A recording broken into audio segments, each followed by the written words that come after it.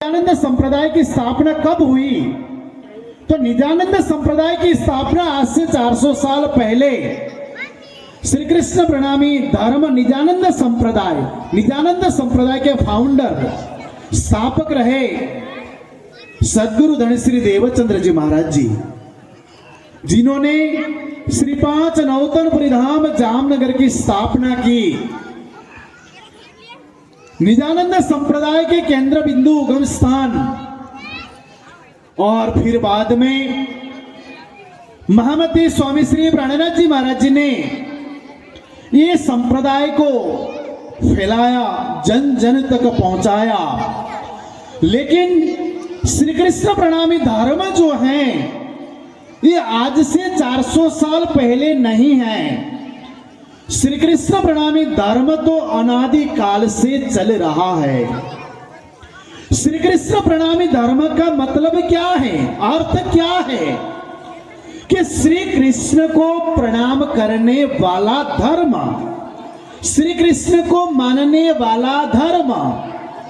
ऐसे देखा जाए तो अनादि काल से प्रत्येक चतुर्थ युग में द्वापर युग आता है और द्वापर युग में भगवान विष्णु के 24 अवतार अंतर्गत एक अवतार है श्री कृष्ण।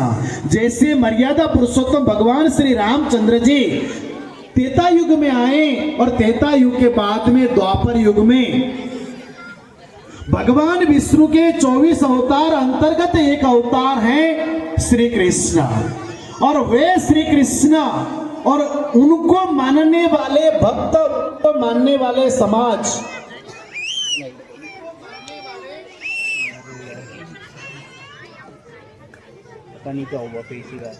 प्राणनाथ जी महाराज जी ने कीर्तन ग्रंथ में कहा है ना, निज नाम सोही जाहिर हुआ जाकी सब दुनी राह देखत, मुक्ति देसी ब्रह्मांड को आए ब्रह्म आत्मसत। क्यों इंतजार करके क्यों बैठे हैं संसार के लोग? इंतजार किसका किया जा सकता, किनका किया करते हैं? कोई अपने से आने वाले कोई ऐसे शक्ति हो, ऐसे कोई व्यक्ति हो, ऐसे कोई परमात्मा हो, ऐसे कोई देवी देवता हो, उनको इंतजार किया जा सकता है। क्यों? क्योंकि उनके आने से कुछ न कुछ कार्य नया होगा। निज नाम सोई जाहिर हुआ जाके सब दुन्नी राह देखता। समग्र संसार के लोग इंतजार करके बैठे थे कि 28वें कलयुग में कोई ऐसा घटना घटने वाले हैं, ऐसे परमात्मा अपने ब्रह्मांगनाओं को लेकर के इस जगत में आने वाले हैं।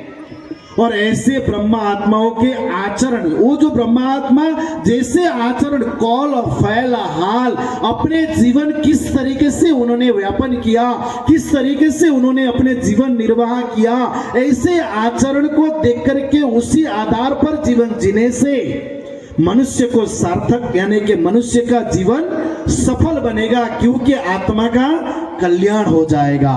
और 28वें कलयुग में ऐसी शक्ति है। और कलयुग के विषय में तो जितना कहा जाए उतना कम है। कलयुग को लोग मानते हैं बहुत पापी युग है। नहीं, पापी युग तो है, लेकिन कलयुग में अगर हम सच्चा दिल से परमात्मा का नाम अगर हम संकीर्तन करते हैं ना, तो द्वापर युग में हजारों हजारों साल तक जितने तपस्या करते थे, त्रेता युग में हजारों साल तक जितने तपस्या, साधना, यज्ञ, हवन आदि करते थे, जितना समय, यानी कि मैं 1-2 साल की बात नहीं कर रहा हूं, 25,000 साल, 30,000 साल, 50,000 साल जो तपस्या करते थे, कलयुग में मात्र 5 मिनट अगर हम हमारा मन को अपने बस में रख करके अगर हम भक्ति करते हैं, हम साधना करते हैं, नाम संकीर्तन करते हैं, तो उनसे कई गुना फल एक कलयुग में हमें मिलता है। तुलसीदास ने कहा ना, एक घड़ी आदि में पुनः आद, तुलसी साध संत की काटे कोटि अपराध। ये कलयुग की बहुत बड़ी शक्ति है, सामर्थ्य है। नाम संकीर्तनम यस्य सर्व पाप प्रणाशनम, कलयुग में नाम जप करने से सारे प्रकार के लाभ, सारे प्रकार की इच्छा पूर्ण हो जाता है। कलयुग केवल नाम आधारा, सुमिर सुमिर नर उतरे पारा।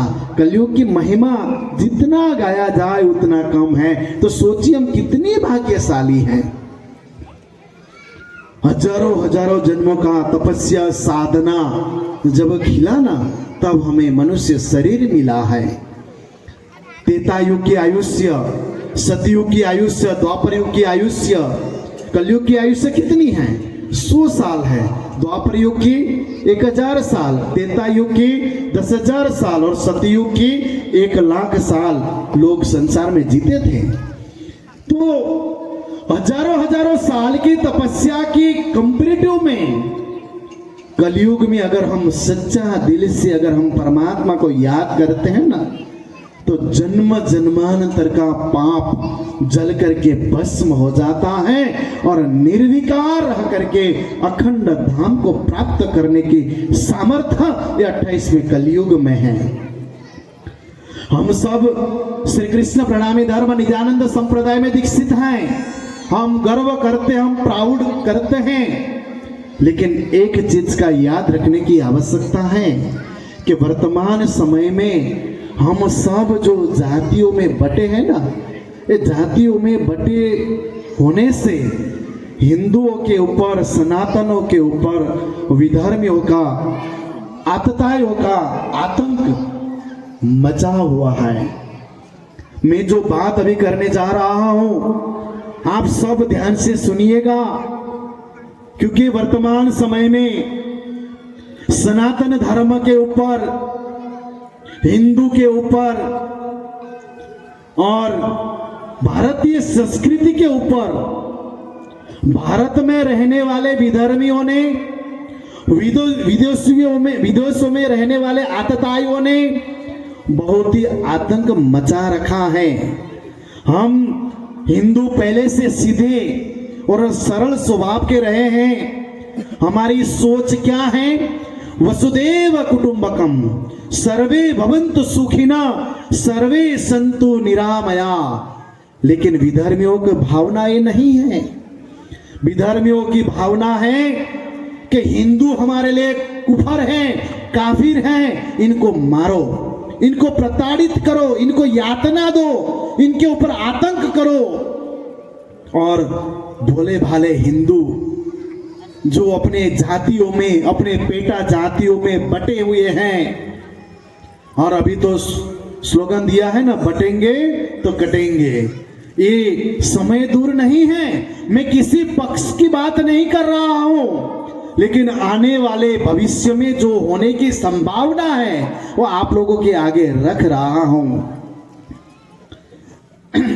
भारत के पड़ोसी देश, जब पाकिस्तान और भारत अलग हुआ था 1947-1948 में, 1946 के समथिंग में पाकिस्तान, यानी कि एक दिन आगे पीछे, तभी पाकिस्तान में हिंदुओं की संख्या कितनी थी? अफगानिस्तान में हिंदुओं की संख्या कितना था? बांग्लादेश में हिंदुओं की संख्या कितनी थी? अभी वर्तमान समय में देखिए ना, बांग्लादेश की स्थिति क्या है। वहां रहने वाले हिंदुओं के ऊपर विधर्मियों ने किस तरीके से आतंक मचाया है। अभी सोम सिंह सोलंकी जी कह रहे थे ना, मैं इसीलिए दावा के साथ कह रहा हूं क्योंकि मैं प्रणामी समाज के साथ में, सनातन धर्म में और संत समाज में भी जुड़ा हुआ हूं। मुझे मालूम है वर्तमान स्थिति क्या है। बांग्लादेश में हिंदुओं को चुन चुन करके मार रहे हैं, हिंदुओं की बहन बेटियों के ऊपर अत्याचार कर रहे हैं, हिंदुओं के मंदिरों में तोड़ करके मूर्तियों को खंडित कर रहे हैं। और बांग्लादेश तो पड़ोसी देश हैं, लेकिन भारत के अंदर भी काफी ऐसे राज्य हैं जहां पर हिंदू सर खड़ा करके अपने धर्म, अपना कार्यक्रम यानी कि धार्मिक कार्यक्रम नहीं कर पा रहा है। आपको बहुत दूर की बात नहीं कर रहा हूं, अपने पड़ोसी राज्य महाराष्ट्र में भी जहां विधर्मियों की संख्या बड़ी है, वहां पर आप संध्या कालीन में घंटी बजा करके आरती नहीं कर पाते हैं। वर्तमान समय की बात कर रहा हूं।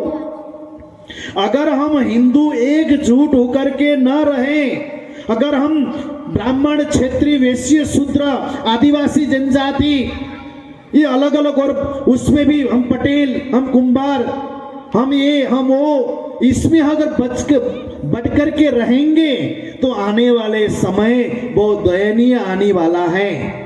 कश्मीर देखिए ना, 1990 के पहले कश्मीर में रहने वाले कोई ऐसा लगता था कि हमें कश्मीर छोड़ करके भागना पड़ेगा।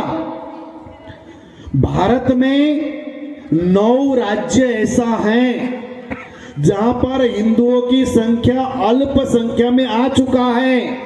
200 जिला ऐसे हैं जहां पर हिंदुओं की संख्या अल्प संख्या में आ चुका है, और वहां पर हिंदू गर्व से मैं हिंदू हूं नहीं कह पा रहा है।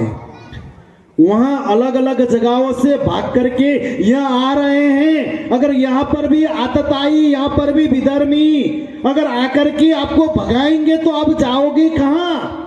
जाने की जगह कहां है? हम कहते हैं हम प्रणामी हैं, हम कहते हैं हम रामानंदी हैं, हम कहते हैं हम स्वामीनारायण हैं, हम कहते हैं हम निम्बार्क संप्रदाय से हैं, हम कहते हैं हम राधा वल्लभ संप्रदाय से हैं, लेकिन हिंदू ही नहीं रहेगा तो संप्रदाय कैसे बचेगा? जब हिंदू ही नहीं रहेगा तो मंदिर क्या करेंगे? औरंगजेब बादशाह के समय में